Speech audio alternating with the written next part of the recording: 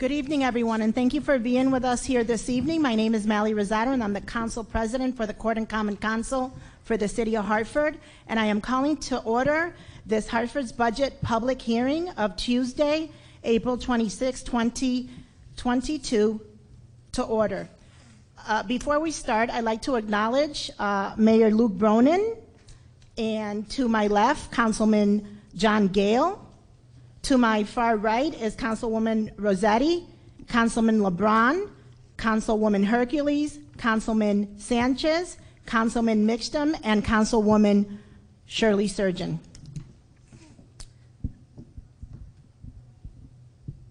And thank you for being here with us this evening, members of the public, department heads, and city officials.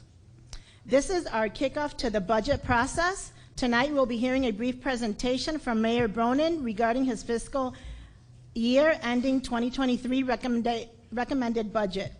This is an opportunity for the public to provide feedback with regards to this budget that is now in the hands of the City Council. And we will be going through a series of department budget hearings to do further due diligence, make necessary adjustments in anticipation of adopting the budget by the end of May. Budget hearing dates and times can be viewed on the city website at hartford.gov and the newly created Facebook page, Hartford City Council. There is literature for members of the public right outside this room for you to follow the presentation. As far as the agenda, as I mentioned, Mayor Luke Bronin will provide a brief overview of his recommended budget. We will then turn to the public for public comment and then have some closing remarks. So without further ado, I want to be respectful of everyone's time to ensure that we move swiftly and properly and to ensure we give everyone adequate time. So Mayor Bronin, you have the floor. Thank you very much, Council President Rosado, members of the Court of Common Council, city officials, and members of the Hartford community, both here in person and watching online or on TV. It's a pleasure to be with you for this year's budget presentation. I wanted to start just by talking about the broad goals of our fiscal 23 recommended budget. The first goal, which is a goal that we've long aspired to and that we now, after many years, have the opportunity to achieve, is to reduce the mill rate, the property tax rate in Hartford. I want to be clear that this does not mean that every taxpayer will see tax relief. It does mean that everyone will pay less in taxes than they otherwise would have if the mill rate had stayed at its high rate of 74.29. In this budget, we have recommended reducing the property tax rate or the mill rate by 7.2%. It's from 74.29 to 68.95. We hope in the years ahead to be able to drop that mill rate further. But I do want to say that sitting, as some of us did, sitting here 5, 6 years ago, it was almost unimaginable that we would be in a position to recommend a budget with a reduction in the mill rate. And I'm grateful to our entire team and to City Council for their partnership in working over many years to put in place a fiscal sustainability plan that allows us to recommend this mill rate reduction while still keeping our city on solid ground and fiscally strong, not just this year, but in the years ahead. So the first goal was to offer, again, as much property tax relief as we could while staying focused on the goal, not just of balancing this budget, but of protecting the long-term fiscal strength and sustainability of our city. To also deliver the core services that our community deserves. I want to be clear here as well that this budget does not do everything we wish we could do. There are always things we wish we could do more of. There's always parts of our budget where we wish we could invest more.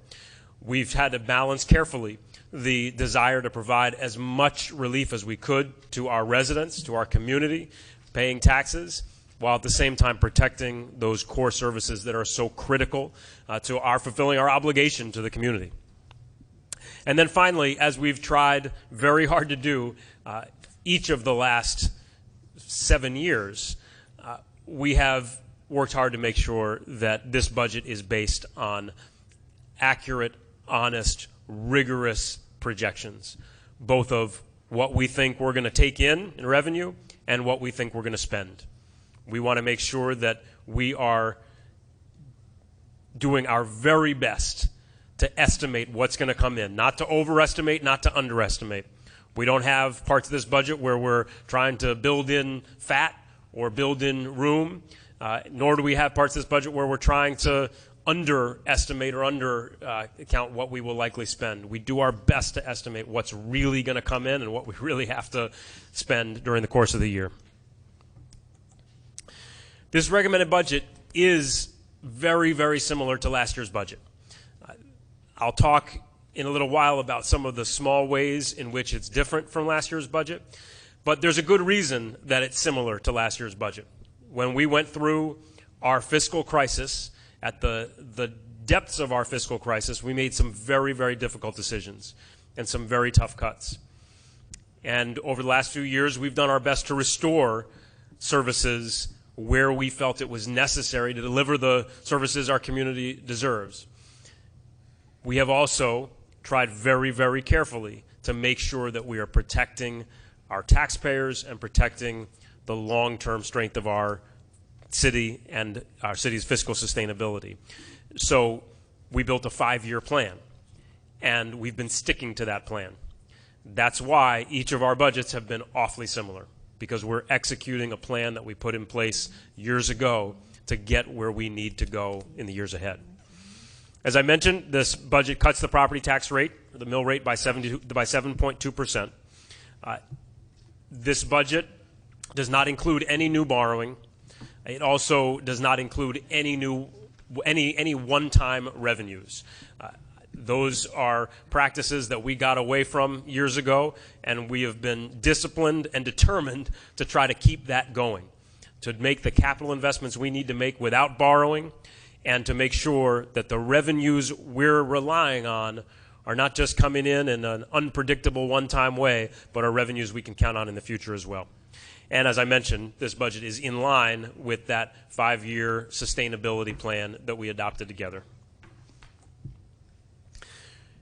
As we look to the years ahead to make sure that we stay sustainable, that we stay on a solid foundation, we've got to make sure that we remain focused on aggressively attracting investment and growth, with a particular focus on our long-term tax base. As you know, to incentivize investment, incentivize development, we often have to do tax abatements, tax deals. That is necessary in most cases to make projects work. But I want to stress how important it is that we stay focused on attracting as much investment as possible, because we're not just focused on this year or next year or the year after that. We're focused on where our city is 5, 10, 15, 20 years down the road. So together we have to stay aggressively focused on attracting new investment, growing our grand list, making sure that our taxable base grows so that our homeowners and residents don't have to face the prospect of the mill rate going back up in the future. We need to stay disciplined in our spending and stay in line with our long-term plan. We need to continue to fund our capital improvements without borrowing, as long as we can responsibly do it. And we need to use, as we've done together, use our American Rescue Plan resources to meet the community needs while building a foundation for a strong recovery. And I'll say more about this later, but I want to stress that this budget does not use the American Rescue Plan resources to balance our budget. We deliver our core services with the revenues that come in every year. The American Rescue Plan is dedicated to additional investments that we hope will help our community recover from the unprecedented challenge and disruption that we've been through over the last 2 years. Now I'm going to go into a little bit more detail on the recommended budget. The budget that I've recommended is 2.67% higher than the budget that was adopted last year. That's a pretty modest growth rate. We've done the best we can to keep that growth in check so that we could deliver as much property tax relief as possible. Most of the spending increases are the result of wage increases, contractual wage increases.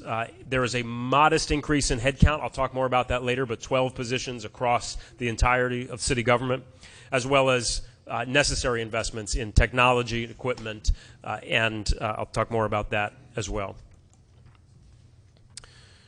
On the revenue side, this proposed budget includes roughly $15.5 million more revenue than the budget that was adopted last year. The reasons for that increase are, number one, the increase in the grand list, the increase in taxable value of all the property in the city, offset by the reduction in the mill rate. So the value of all the property that could be taxed went up, but we also cut the mill rate.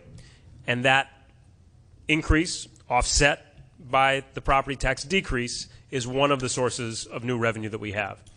This budget also includes the additional pilot revenue, payments in lieu of taxes, that was included in the state budget that was adopted after our budget was passed last year. And finally, and this is an important point, this budget does not rely on, no longer includes the $10 million corporate contribution that was made by 3 companies in Hartford as we work together to get our city on a strong and sustainable path. On the expense side, as I mentioned, the increase in expenses is primarily due to payroll and benefits, due to responsible wage increases, and the modest increase in headcount. There is also an increase in debt and other capital expenditures. I should say, there is no increase in any debt that we owe or any debt payments, but the category in the budget, which is called debt and other capital, is where we put our annual contributions to our capital improvement plan. In last year's budget, that was about $6.4 million. We've bumped that up, consistent with our plan, to $10.4 million, which we think is a more appropriate ongoing level of investment in our capital assets and our infrastructure. I also want to stress that we work hard to secure additional grant funding, which often allows us to make substantially greater investments in our infrastructure and in our capital assets. But from our general fund, we're committing $10.4 million in this year's budget to those capital expenditures. There's an increase in utility expenditures, as well as I mentioned, a modest increase in vehicle equipment and technology. Utility expenditures are driven purely by the market, whether that is expenses owed to the MDC or whether it is the cost of fuel. Those are driven by factors largely out of the city's control, but we do our best, again, to estimate those expenses as accurately as we can. And as you can see, there's a $2.7 million increase, a $2.4 million increase, or about an 8.7% increase in the utility costs. We've also modestly increased the amount dedicated to contingency in this budget. Last year, our contingency was roughly $2 million. In this budget, we've budgeted $3 million for contingency. I want to stress that that's still not as large a contingency as we would like to build into our budgets over the long term. But it is consistent with our long-term plan, which assumes and projects that we will year by year step up that amount dedicated to contingency. Overall, it represents 0.5% of the budget, which we believe is appropriate and responsible. We believe that our estimates are sound, but I want to stress that while we have increased that amount, I think it is absolutely responsible and necessary to include that larger contingency in the budget. On this slide, you'll see the general breakdown of where our budget goes. As you can see, the biggest expense, not surprisingly, is payroll, staffing, and overtime. That's $124 million, or just under 40% of the budget, and that includes all of the staffing, personnel, staffing salary costs that we have across city government. The next largest is pension and cash outs. The key there is the annual contribution to the pension fund to make sure that we're fulfilling our obligation to fund the pension as requested and recommended by the Pension Commission and as actuarially determined by an independent actuary. We are committed to fulfilling our obligation of fully funding that annual pension obligation, and that's what makes up the bulk of that $50 million or 16% of the budget. After that, it's benefits and insurance excluding pensions. So that is both the costs of health insurance to our employees, the cost that the city bears of providing health insurance to employees, as well as the cost of other insurance, including liability and the many other types of coverage that we have. I should note including cyber insurance, which is an important part of our overall protection now. As I mentioned, other capital is $10.4 million. Utilities at $30 million, or about 10% of the budget. The library, and we're here at the Hartford Public Library and very grateful to them for hosting us. The library at $8.6 million, or just under 2.8%. And debt service, which represents the payments on the outstanding debt on the Dunkin' Donuts baseball park of $4.8 million, or 1.5%. MHIS, which is a shared function between the city and the school system, is $4.4 million, or 1.4%, and all other adds up to $34.4 million, or 11% of budget. Again, I think the key things to note here are that the largest share of expenditures by far goes to salaries for our workforce, and then to pension and benefits as well.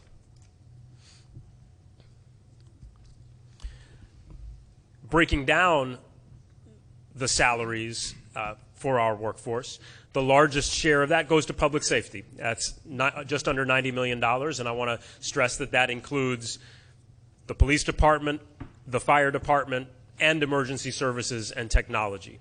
All three of those departments, which are our City of Hartford public safety team. The Public Works Department at 10.6% of budget, or 13.2% of budget. $13.2 million, and all other payroll at $21.5 million, or 17.5% of budget. Again, the important takeaway being that the largest single expenditure is in public safety, fire, emergency services and technology, and police all together, because that, of course, represents one of the most important obligations that we have as a municipal government. Looking at benefits and insurance, as I mentioned, the largest share of that is the cost of providing health insurance at $36 million, or 75% of this line item. Workers' compensation costing just under $7 million, or 14% of budget, and property, liability, and other insurances at $5 million, or 10%. I want to make a few additional key points about the budget as a whole, some of which I've made already. The first is that this budget preserves the current level of education funding. But I also want to stress that in preserving the current level of education funding, it also supports an increase in per student expenditures by the Hartford Public Schools. And this is, for a number of years running, we have seen an increase in the per student expenditures at the Hartford Public Schools. As mentioned, the budget fully funds the annual pension obligation, or the actuarially determined employer contribution, also known as the ADEC. Again, that's our annual obligation to make sure that we are not just setting aside what's necessary for those employees who are earning a pension as we speak, but also trying to chip away at the unfunded liability in our pension, the long-term liability for those who have retired, as well as those who are still serving the City of Hartford. And as mentioned, the budget does not utilize the American Rescue Plan funding to balance, allowing instead for investment in the recovery priorities that the Council and myself jointly identified and adopted this time last year. Our capital improvement continues to fund the things we absolutely need to invest in. School construction remains a top priority as we continue to work through the district plan for excellence and make sequential investments in schools in partnership with the Hartford Public Schools. It also includes important flood control improvements, bridge maintenance and repair, citywide ADA, or Americans with Disabilities Act, compliance improvements to sidewalks and buildings, and then neighborhood environmental improvements, including tree planting as well as some investments in parks. I want to pause for a second there and say that that is the quick summary of the fiscal year 23 recommended budget. Again, one of the reasons that there's not much new to highlight is that we are intentionally executing our plan. We put the plan in place years ago. We're sticking to it. And it's because we've stuck to it that we're able to reduce the mill rate in this proposed budget and continue to deliver the core services that we absolutely must deliver. I want to speak briefly also about the positions that have been added. As mentioned, there's a modest increase of about 12 positions throughout the city. The largest share of those positions is in the Department of Public Works, where it includes some specialized positions, including tree trimmers, maintainer position, engineering position, position focused on equipment mechanics, and I encourage everybody to look through at those details. But in each of these cases, there are positions that we felt were necessary to be able to deliver the services that DPW is asked to deliver.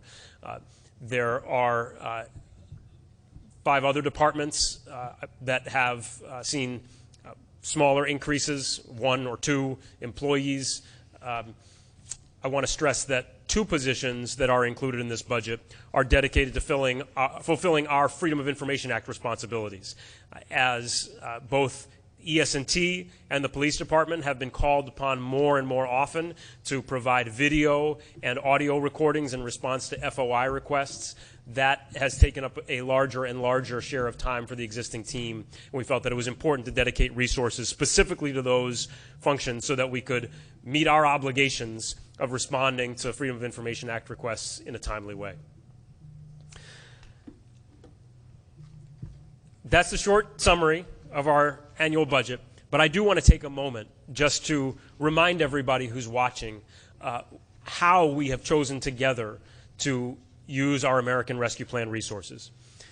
In some communities and in some states, those American Rescue Plan dollars were used to balance a budget, or were used to simply continue delivering services the city was already delivering. We did not do that. We said together that we had to focus our American Rescue Plan resources on new investment in young people, in small businesses, in community safety and wellness, and in economic development. That we had to strike a balance between responding to the immediate needs of our community that were made so much more dire by the pandemic, and at the same time make investments that will allow us to feel the benefits of that American Rescue Plan long after the dollars are gone. The city received $92.5 million in direct assistance, as well as a $24.2 million county allocation. The federal government then recalculated it and reduced that allocation by about $4.4 million, but we together used some of our surplus resources from last year to reinvest in that plan so that we could fully execute the American Rescue Plan spending priorities that we had adopted together. So the total to our city was $112.5 million, but we have added that additional 4.4 to make sure that we can execute our full plan. I want to stress that this is separate from the roughly $100 million that went directly to the Hartford Public Schools, that the Hartford Public Schools has dedicated to helping young people reconnect and recover in school. And it's also separate from $5.2 million that is specifically focused on combating homelessness and increasing and strengthening the capacity and effectiveness of our shelter system. The categories of expenditure that we jointly approved last year and are working to implement now included $13.9 million to youth services and support, $11.25 million to community safety and wellness, which has already leveraged quite a substantial amount of private philanthropic investment alongside of that investment. $15.3 million in business support and activation, including the Heart Lift program, which you have hopefully seen has already had a tremendous take-up, and we've seen dozens of small businesses open up in vacant spaces in the city as a result. $7 million dedicated to organizations providing housing with a particular focus on home ownership in our community, $5.8 million to arts and culture, and $47.3 million to economic and community development. $9.5 million to critical infrastructure, specifically our flood control systems and our pump station, and $6.6 million, which is listed here as revenue replacement. That's sort of a technical term that the federal government and the Treasury Department use, but it has been used in a number of ways, including to ensure that we could complete streetscape investments and some other capital investments despite cost escalation over the last couple of years. So I wanted to, although this is not in the fiscal year 23 recommended budget, I did want to take the opportunity for those watching to just recap how we together decided to prioritize and allocate these American Rescue Plan resources. And again, we are working diligently to put those resources into action, doing it as carefully as we can to make sure that as we implement these programs, we do it as effectively as possible. We comply with all reporting requirements, and we recognize that these funds were meant to be used over a period of years as we assist the recovery. I also want to take a moment here to talk a little bit about an issue that's maybe a little bit more complicated, but I do think it's important to talk about publicly, which is that the plan that we just went through is the plan that we together, City Council and I, adopted, prioritizing, again, both immediate needs and economic development. It's important to note, however, that in some cases, the resources that we are using to execute that plan may not come directly from the federal dollars. There are some situations in which, for reporting requirements or other reasons, we are using general fund dollars or surplus dollars from last year to execute the priorities adopted by the council and myself in our recovery plan, and then using the American Rescue Plan federal resources to offset other city expenditures. Again, in most cases, that's to simplify reporting obligations. But there are really four categories, four ways in which we execute that American Rescue Plan that I just went through. One is where we directly use the federal dollars to fund a project that is on our priority list. The second is where we are using that category of revenue replacement dollars to invest those federal dollars directly in something that was not deemed an eligible expenditure under the guidance, but is permissible, entirely permissible, because it is counted as revenue replacement. Then there are other areas, as I mentioned, where we are effectively using our general fund resources or surplus dollars to execute our recovery plan, and then using those federal resources to offset other expenditures, such as our contribution to the Hartford Public Library or healthcare costs. Those are the two largest categories of swaps. We will, I'm sure, have opportunity for more conversation about this, but I just wanted to take the opportunity in this public forum, especially with community watching at home, to just walk through that, because we look forward to fully and transparently reporting on every single dollar that is spent, and I wanted to walk through some of the complexities of how that American Rescue Plan is implemented. With that, I have concluded my summary of the fiscal year 23 adopted budget.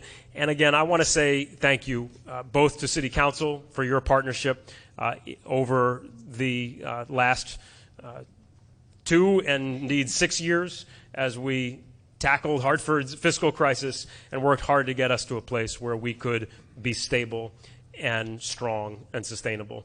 And I also want to say thank you to our City of Hartford team, to every part of our City of Hartford team who has worked so hard to manage with care and with discipline and treat taxpayer dollars with deep respect, and also treat our residents with respect by trying to deliver the best services we can. I want to say a special thanks to our Chief Operating Officer, Thea Montanez, and as we are here talking about the budget, a special thanks as well to Jen Hockenhall, our Budget Director, and Leanne Rawls, our Finance Director, and their team for putting together a strong budget that I think we can both have tremendous confidence in and be proud of. And again, to everybody who's part of our City of Hartford team, grateful for the work that you do. With that, Madam President, I yield the floor back to you. Thank you, Mayor. Mayor Bronan, thank you for that overview. And before we jump into our public comment section of this agenda, which is why we're here to listen to you, the public, I want to reiterate some housekeeping rules. Public hearing, comments shall be no longer than 5 minutes. Councilman Gale will be our timekeeper for this evening. Please state your name and address for the record, and if you're not a Hartford resident, please state the organization you are representing. All comments shall be addressed to the council body as a whole and not to any individual member. Without further ado, the first person that I have here to address this body is Tiffany Walton. If you could please come up to the microphone over to the right and state your name, address for the record. Thank you.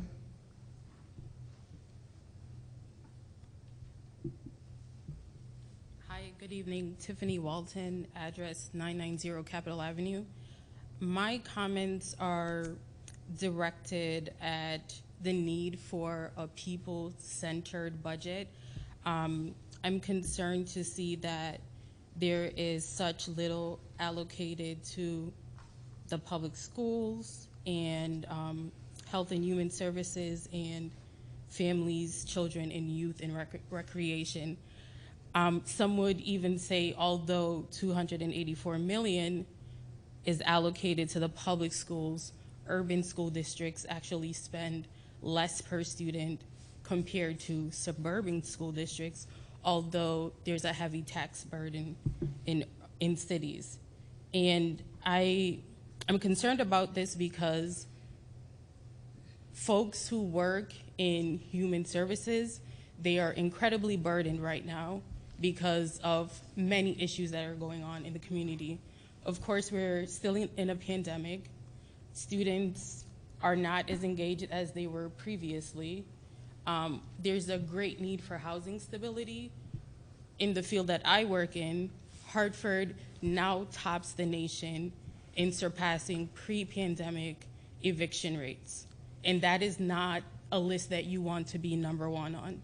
So my comments are really focused on the need to increase investments in sectors that are people-centered. So we know social workers, mental health advocates, we know teachers, clinicians, and libraries such as the one we're in, arts programming, recreation programming. Those are areas that invest in people, and I think what needs to happen is we need to take a look at what's allocated to public safety. We know we need fire, and we know that police have a function. However, when we think about prevention, police are reacting to incidents. We need to make investments in people-centered roles so that we can really tackle some of the challenges that are being faced in our community. So I know that this budget is supposed to go through multiple revisions, and I hope you all take that in as I share a brief, update on what's going on in the communities, in the families of the people that I interact with. Folks are facing huge challenges, and even beyond the American Rescue Plan funding, they're going to need resources and investments beyond what's in the budget and beyond what the rescue plan dollars will allow us to do. So those are my comments. Thank you for your comments. Next to speak is Hyacinth Yenny. Hyacinth, you have the floor.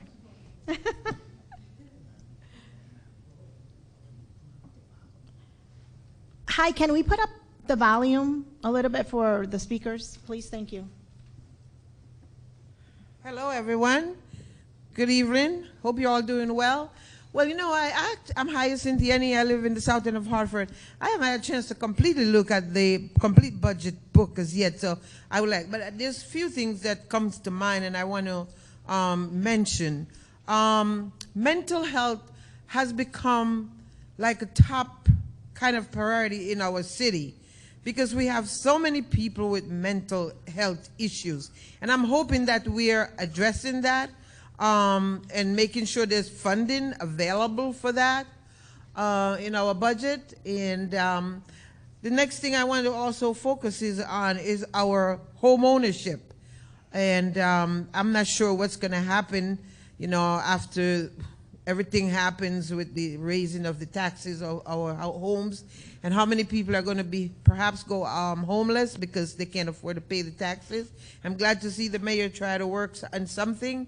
And Mayor, I have to thank you for trying to keep the budget at the rate. I know you're very good at holding that money, and I want to make sure, you spend it in the right way. I see the police might be getting a little something, and it's really important for our public safety, fire and police.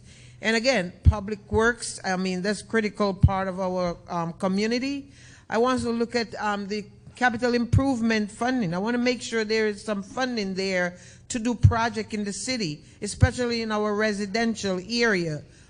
We have to make sure we keep our homes in good condition so it will value something. Because, you drive around, you look around in some of these houses that really in desperate need, and who's helping, whether it's an elderly person to maintain that house so they can actually look good in the avenue. We have street sidewalks that's really crumbling, and we need to make sure there's a lot of needs that we have in this city. With the American Rescue Plan, and I look in general at our school system, and I'm not sure where our money is going, to be honest with you.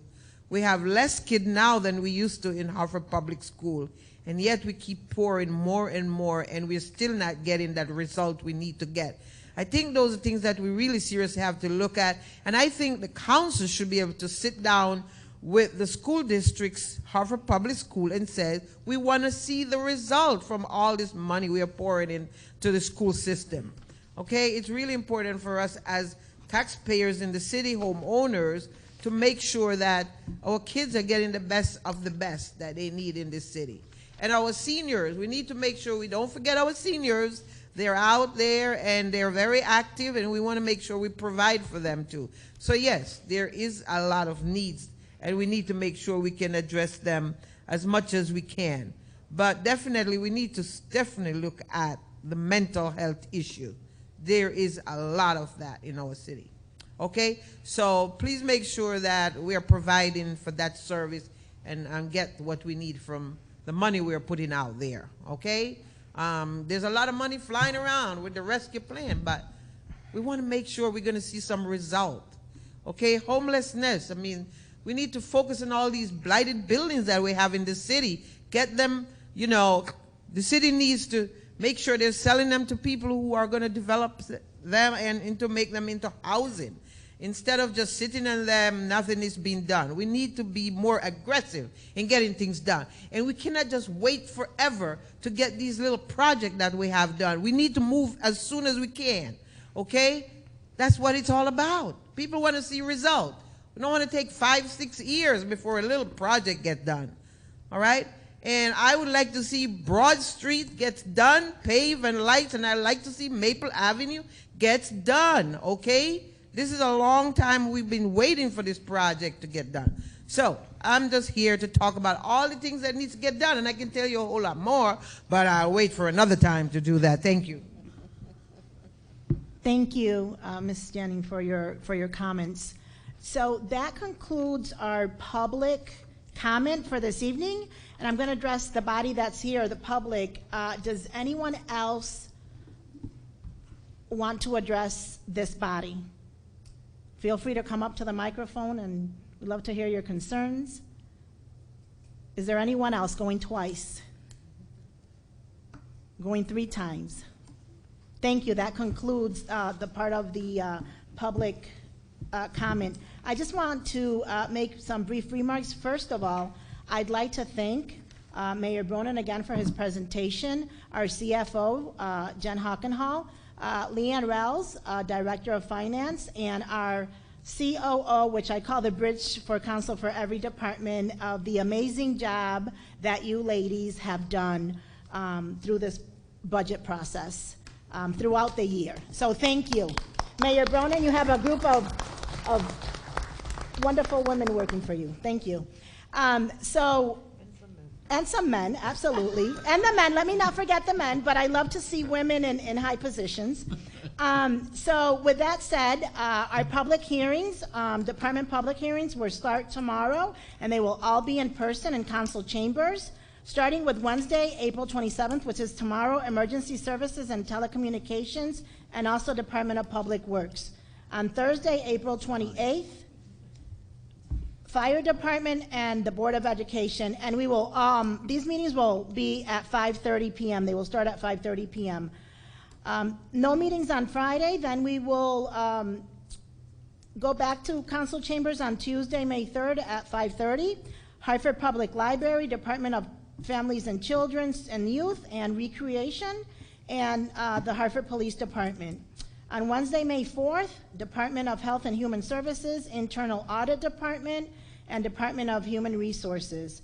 Thursday, May 5th, Hartford Parking Authority, Metro Hartford Innovation Services, and the Department of Development Services. Tuesday, May 10th, Department of Management, Budget and Grants, Finance Department, and Capital Improvements. Wednesday, May 11th, Office of the City Treasurer, Town and City Clerk, and Register of Voters. May 12th, Corporation Counsel, Chief Operating Officer, and the Office of the Mayor. And that will conclude the budget hearing. So I want to invite members of the public, if you wish to come to the council body, you may do so. We are going to require that everyone wear a mask to keep everyone safe. Also, our majority leader, Mr. Thomas Clark, could not be here in person with us, but he has been monitoring electronically this council meeting, so he has been watching from home. So hope to see him next week with us in person. And with that said, thank you, everyone, and this meeting is adjourned.